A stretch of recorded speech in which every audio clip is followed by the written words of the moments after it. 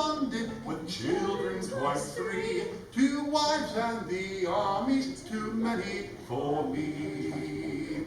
I'll go back to London, I'll stay there for a year. 'Tis often that I'll think of you, my little dear. And if ever I 10,000 miles I'll travel, mad maudlin goes on dirty toes. For to save her shoes from gravel, and still I sing bonny boys, bonny mad boys, bedlam boys are bonny, for they oft go bare and they live by the air, and they want no drink nor money. That's the chorus, that's the chorus, right? That's the chorus. Money is your word. I went down to Satan's kitchen for to beg my food one morning. There I got so piping hot, all on the spit a-turning. Still I sing bonny boys, bonny mad boys, bedlam boys are bonny, for they oft go bare and they live by the air, and they want no drink nor money. They got it. Money's the important part. I get that's right. Now on your own fine senses, may you never be forsaken, nor may you have to go along with Tom abroad to beg your bacon. And still I sing bonny boys, bonny mad boys, bedlam boys are bonny, for they all side, oh, swiftly driven from our coast. The foe comes on with haughty stride, our troops advance with martial noise. Their veterans flee before our youth, and generals yield to fearless boys. What grateful offering shall we bring? What shall we render to the Lord? Loud hallelujahs let over us, God save the King. And the American verse, O Lord our God, arise, scatter our enemies, and make them fall. Confuse their knavish tricks, confound their politics, our sights on thee we fix, as that of highs. If boats would on land, and churches on seas, if ponies rode men, and if grass ate the cows, if cats could be chased into holes by the mouths, if mamas sold their babies to gypsies for half a crown, if summer was spring and the other way round, then all the world would be upside down. Martin said to his man, "Fine, man, fine." Martin says to his man, "Who's the fool now?" That's your part. Who's the fool now? Martin said to his man, "Fill the cup and I the can." Thou ask, well, drunken man, who's the fool now? That's a good one. Okay, and referring to those who are willing to jump off the ledge and form their own government, perhaps. I saw a goose ring a hawk, fine man, fine. I saw a goose ring a hawk, who's the fool now? I saw a goose ring a hawk, and a snail bite the dog. Thou ask, well, drunken man, who's the fool now? I saw a mare ride a man, fine man, fine. I saw a mare ride a man, who's the fool now? I saw a mare ride a man, saw the rings upon their hand. Thou ask, well, drunken man, who's the fool now? I saw a hare race the hound, fine man, fine. I saw a hare race the hound, who's the fool now? I saw a hare race the hound, 20 leagues below the ground. Thou ask, well, drunken man, who's the fool now? Well, Martin said to his man, fine man, fine. Martin said to his man, who's the fool now? Martin said to his man, fill the cup and I the can. Thou ask, well, drunken man, who's the wonderful now.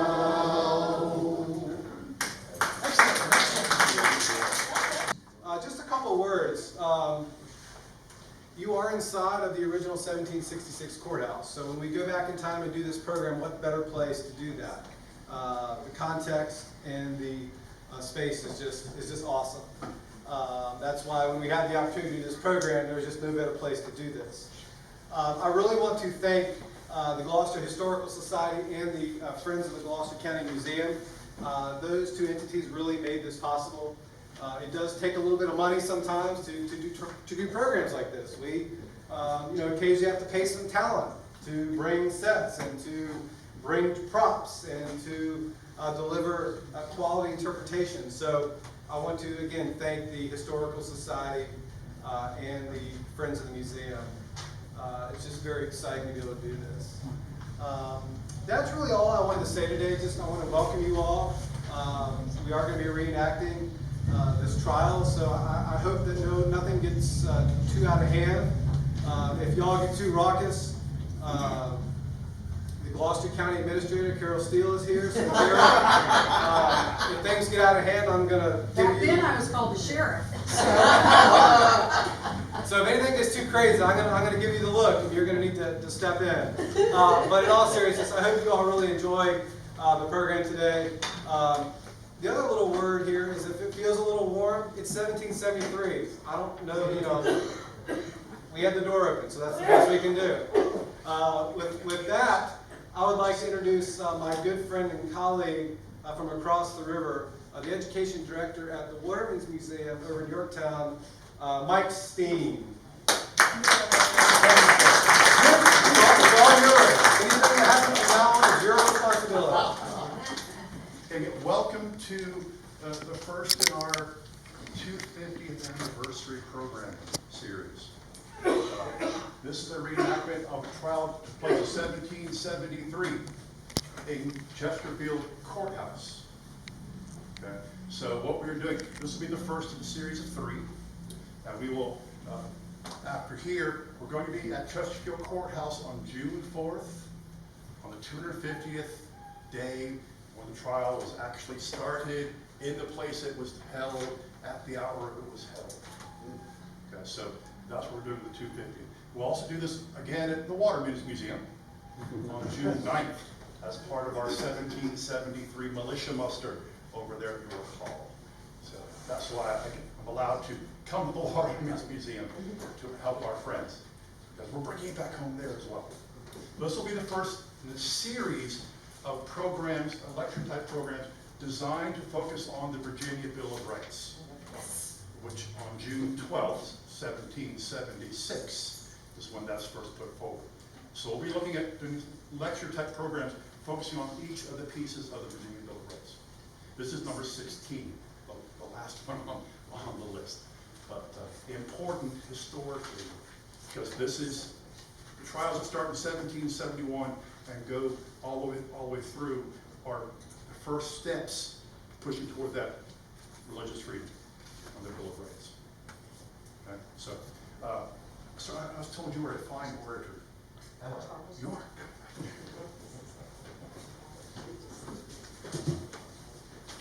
Without further ado, well, actually, you need to say something about it.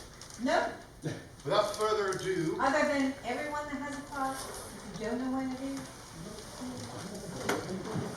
so without further ado, we open our program in 1773 with our excellent orator. At the same time that many American colonists were protesting the British Parliament about the unconstitutional taxes of the Stamp Act, various dissenting Christian sects were questioning the authority of the established church in Virginia, the Church of England. Presbyterians and Baptists, stirred by the Great Awakening, started entering Virginia in greater numbers. Where the Presbyterian ministers would usually obtain licenses for themselves and their meeting houses, many Baptist preachers, most often separate Baptists, would not. Though Virginia provided for an act of toleration for other religions, these Baptists violated licensing laws passed by the House of Burgesses. Though some, like Gowan Pamphlet, a slave of James O, who owned the King's Arms Tavern, were left alone obligations. Most often, they found themselves being arrested and standing before the county court to answer for themselves. Some, like free black preacher Moses, were whipped, as well as swearing Jack Waller. Some ran out of town, like Lewis Craig and James Ireland. Today we're going to hear about the case of two Baptist preachers in 1773, John Tanner and John Weatherford.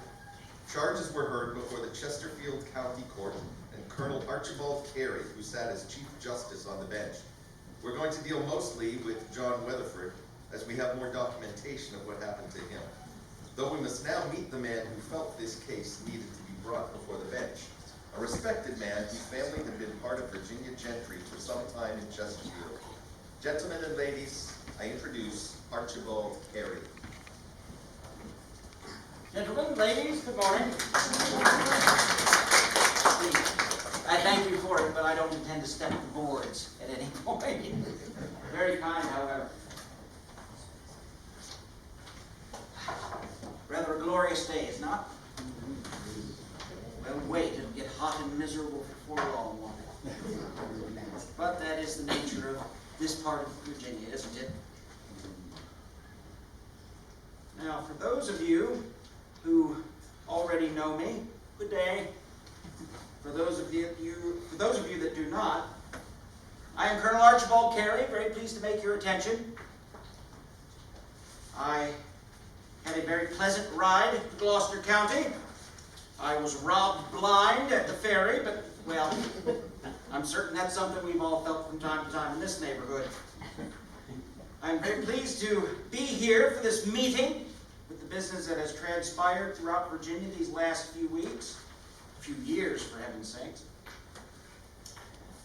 For those of you that do not know me, I say again, I am Archibald Carey of Chesterfield County. I am honored to sit the bench in that neighborhood, as well as sit as the head of the church vestry. It is my intention that I will convey to you what's been happening in our neighborhood, well, for that matter, Caroline County as well.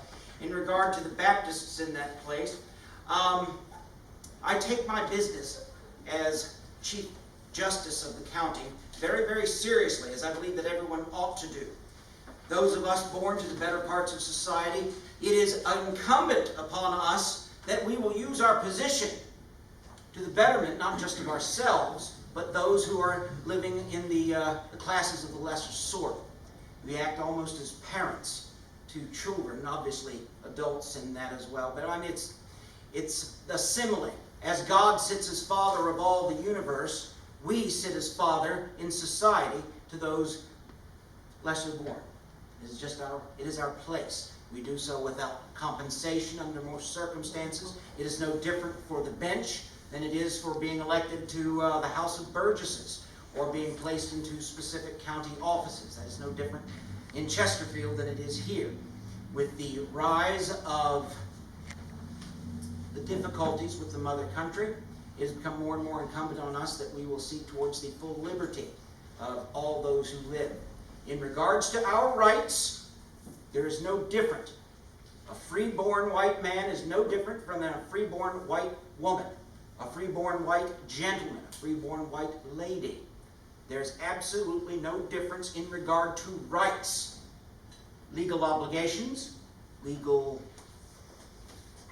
privileges in government, that's a different matter. For example, only a white man above the age of 21, non-Catholic Christian, may be elected to public office. Only he may vote.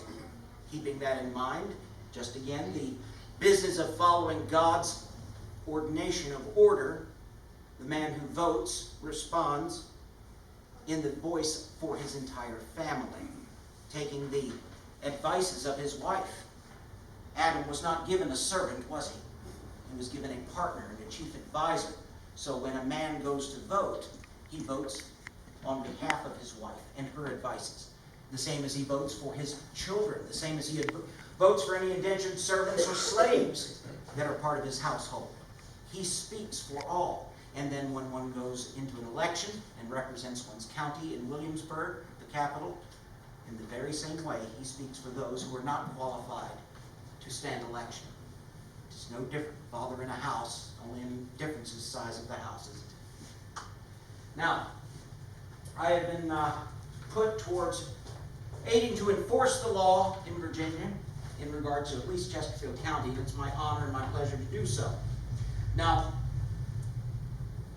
the business of the Baptists. I have been called a bigot on more than one occasion. That cannot be any further than the truth. I am no bigot in that I enforce the law.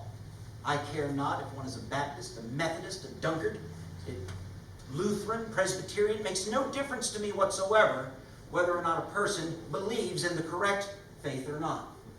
I would prefer they were members of the Church of England, the Episcopal, if you prefer. I would prefer that, it being the true religion, but it is not my place to force anyone into it.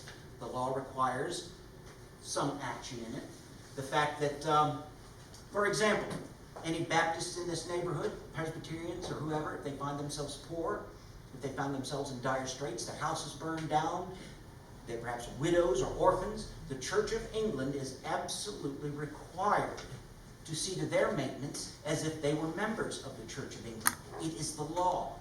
This is why dissenters must pay taxes, because they potentially will receive the benefit of the Church of England, whether they are members of it or not.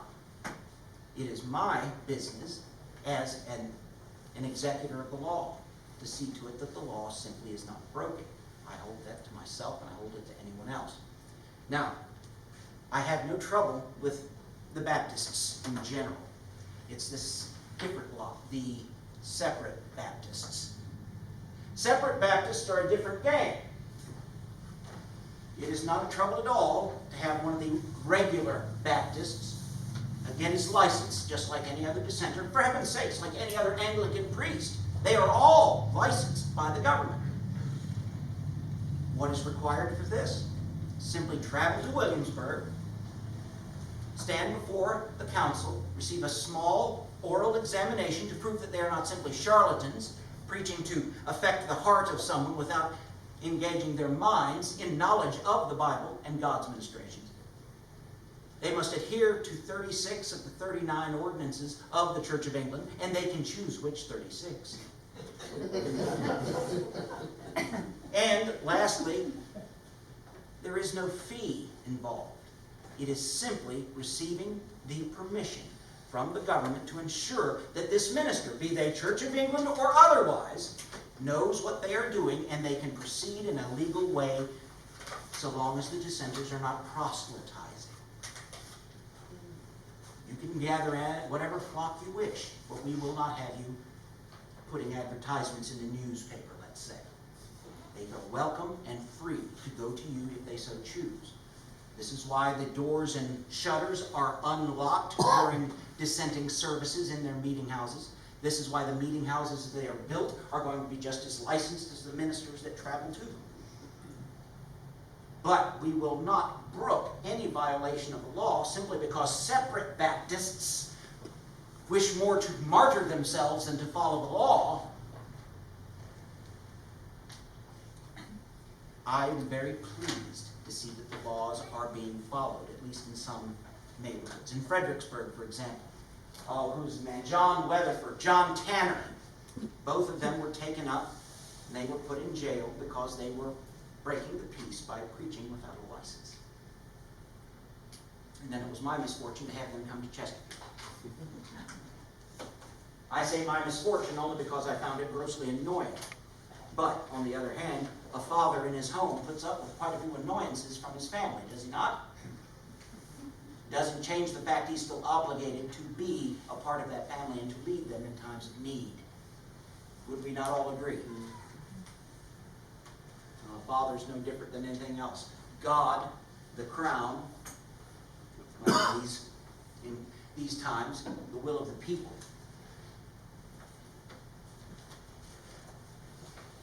At any rate, Lewis Craig, for example, in Fredericksburg as well. Lewis Craig was found to be in violation of the law. He was in Fredericksburg, and he was put to the jail. Patrick Henry, a man who I find myself in the rather unenviable position of agreeing with wholly in politics and utterly despising him at the same time. Oh, what contradictions that brings up in a man.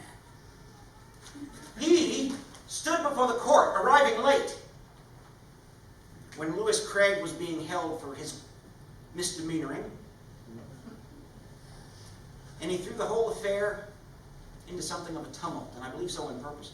There's a difference, my friends, between an attorney who seeks the truth and a simple lawyer who wishes to exploit things to win an argument. But May it please your worships, what did I hear read?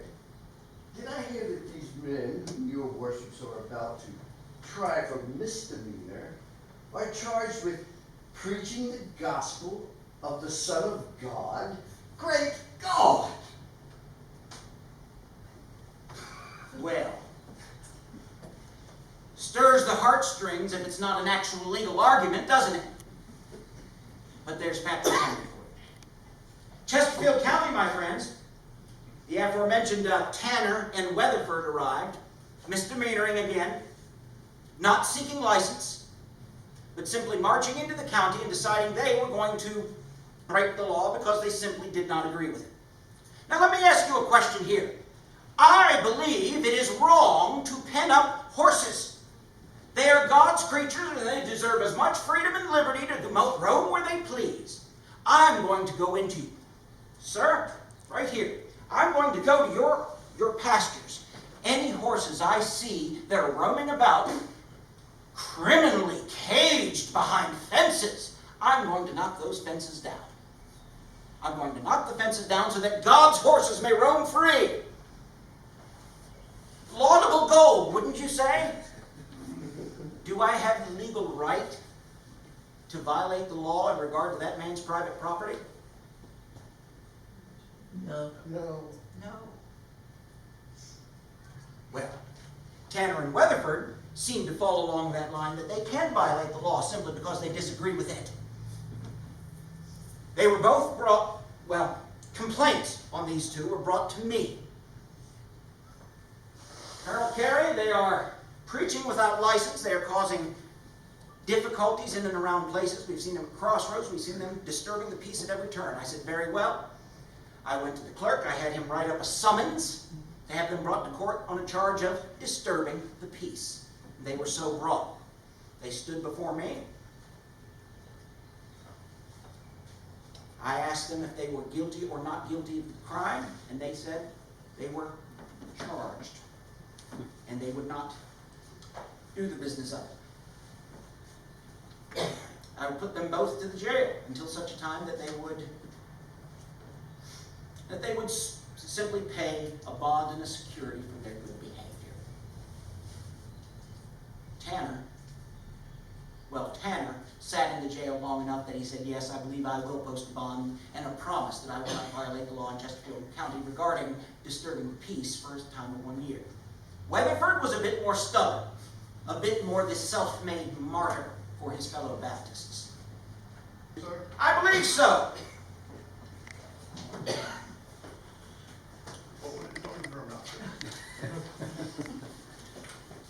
Come with us, sir. Weatherford, is it true that you again refuse to post bond and security for your good behavior? Yes. You willingly go back to the jail. Yes. You wish to make a martyr of yourself.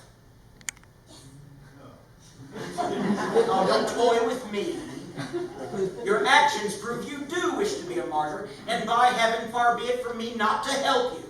Gentlemen, you may put him to the jail, but let him think about this until he puts bond and security up for his good behavior.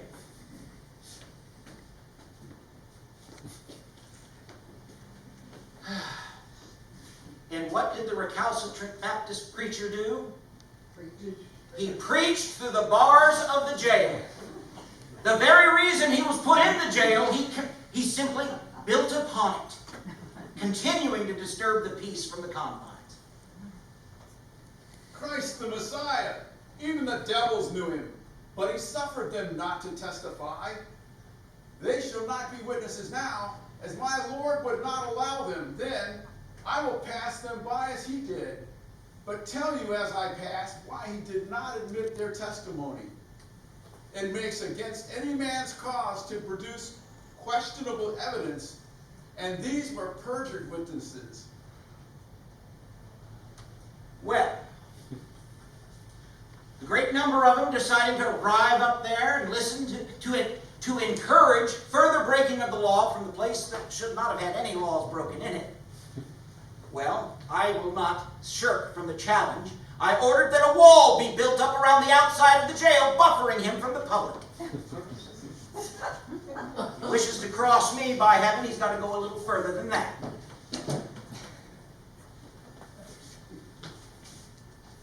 There. I suppose nobody can bother with him now, can they?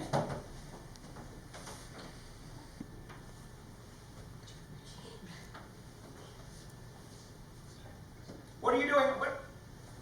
The great and Oh, important thanks. duty which is incumbent on Christians is to guard against all appearance of evil, to watch against the first risings in the heart to evil, and to have a guard upon our actions, that they may not be sinful, or so much as seem to be so.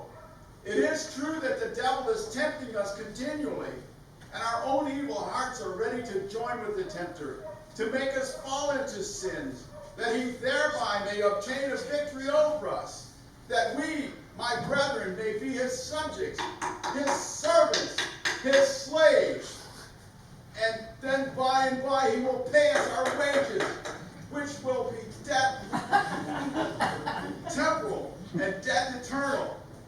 Our Lord Jesus Christ saw how that his people would be tempted, and the great enemy of their souls would lay hold of every opportunity, so he could be a means of keeping poor sinners from coming to the Lord Jesus Christ. Hurry you with temptation to drive you to Keep it up. Drown him out. Drown him out. And we cannot gain you over. Drown him out. So that to us slaughter and shoot us time after time. And when he finds none of these things will do, often transform himself into an angel of light. And that means make the soul fall into sin, to the dishonor of God and the wounding of oneself. Well, this carried on for the better part of 5 months.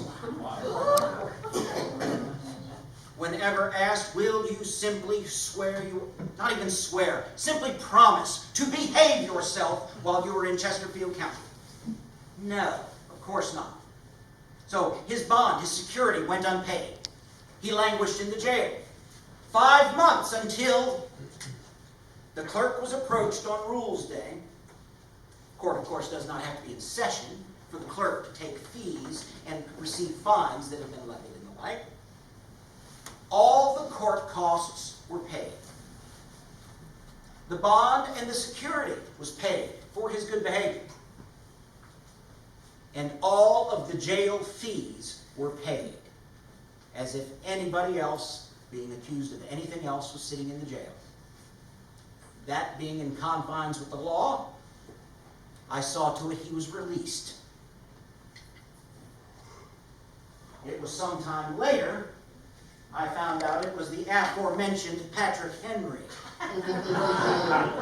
who had voluntarily paid all of the fees for Weatherford. And Weatherford did leave the county. But I want to have you all know, I do not encourage any illegalities, any breakage of the law, none whatsoever. It is my job to enforce the laws, and as long as the laws are enforced, it is that simple. I have sent Baptists to the jail. I have also sent undersheriffs to go and see to the behavior of Baptists. To be preaching, by the letter of the law, to preach is to hold God's holy word. While you stand, it is open, and there is a congregation of people in front of you. That is preaching. I received a complaint once that a man had a meeting of Baptists at a crossroads. He was exhorting himself to them, his Bible standing on a post next to him. I told the undersheriff not to bother him, to molest him in no way until he saw him break the law. He was not publicly preaching without a license until he walked over to the post took up the Bible and began to read from it. At that point, he was arrested. They were there for more than a half hour. But until he broke the law, he was not to be bothered. I had another man come to me. It is the obligation of a justice of the peace to be approached by anyone who might have a complaint. We can act outside of the confines of the court. The man walked up to me and said, "Colonel Carey, I have trouble with another Baptist." And I said, "Well, what, for heaven's sakes, is the trouble?" I had no choice but to listen. It's my duty. Fellow up near Chester, he has decided he's going to welcome a Baptist in his house, and they're carrying on to no end. I can hear them as I walk by. I said, "They're in the house?" "Yes." "The Baptist fellow was invited in?" "Yes." "The other fellow's a Baptist?" "It sounds like." "What do you want me to do about it?" He says, "Can't you throw him in the jail?" And I said, "When he breaks the law, yes." There are those who break the law and those who do not. There are those who do right and those who do not. I do not concern myself in public matters until the law has been breached. Archibald Carey is no bigot, even if they are misguided wretches that don't know the true church. But that has nothing to do with it. Now, my friends, we must keep in mind, when we have established our own government here, yours truly, before you, Archibald Carey, sat as the chairman of the committee that drew up the resolves to propose to Congress that the United Colonies should declare themselves independent in one unified voice, unanimously and at the same moment, through an act of the Continental Congress. I had my hand on the tiller for that. Once that was passed, and once Colonel Nelson left from Williamsburg to go to the Congress to give them the instructions of Virginia, we set to work for the formation of our independent Virginia government so that we could act as soon as the independence was declared. The first piece of business was to bring up the foundation of the Virginia government. Government's primary duty is the protection of the rights of the people. That is its sole duty, no other. Now, there have been moves by other governments to enumerate the rights of the people for which it should defend. The Dutch, for example. But always after the government has been formed, giving the government the authority to alter the rights. Exercise of religion, according to the dictates of conscience. Mr. Madison, what do you say? Tolerance, sir, is not enough. I believe it should state all men are equally entitled to the full and free exercise of religion, according to the dictates of their conscience. Patrick Henry, what have you got to say about it? Gentlemen, religion, or the duty which we owe to our Creator, and the manner of discharging it can be directed only by reason and conviction, not by force or violence, and therefore all men are equally entitled to the free exercise of religion, according to the dictates of conscience, and that it is the mutual duty of all to practice Christian forbearance, love, and charity towards each other. Amen. Amen. You might say the ship is anchored on that. It is the last and the 16th of the articles of the Virginia Declaration of Rights. I have heard from Governor Henry that there is talk that it shall be used as a founding piece of the government of the United States, is what it should be. Now, you have heard the 16th article. The first article, I believe it is just as important, no less so than anything in between, but that all men are by nature equally free and independent, and have certain inherent rights, of which when they enter into a state of society, they cannot, by any compact, deprive or divest their posterity, namely, the enjoyment of life, liberty, and the means of acquiring and possessing property, and pursuing and obtaining happiness and safety. the acknowledgement of the rights of men, not man, the rights of individual men. Now, I can tell you now, should the laws of Virginia change, I will enforce those laws as rigorously as I have enforced any other. If the Virginia government decides it will no longer keep an established church, I will not keep and enforce old laws, only the new ones. If we decide it is all right to release another man's horses, simply because we believe the horses should run free, I will cease arresting people for doing so, sir. But I think it is incumbent upon each and every one of us, this mode of government without the place of a monarch above us, that puts the onus of leadership upon each and every one of us, no matter what their stations. If we simply allow the horse of government to run free without us grasping the reins, we deserve exactly what happens when it jumps a fence, throws us off, and breaks our necks. It is on us to rule, self-rule, governance of the self, and thereby governance of the state. Here, here. Gentlemen, Madison's provision was passed. There is no religious toleration in Virginia. There will be full-on religious liberty, not simply asking permission and getting it.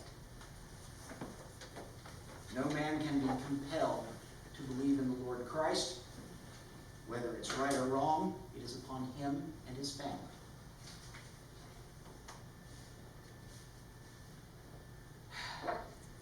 Gentlemen, I bid you good day.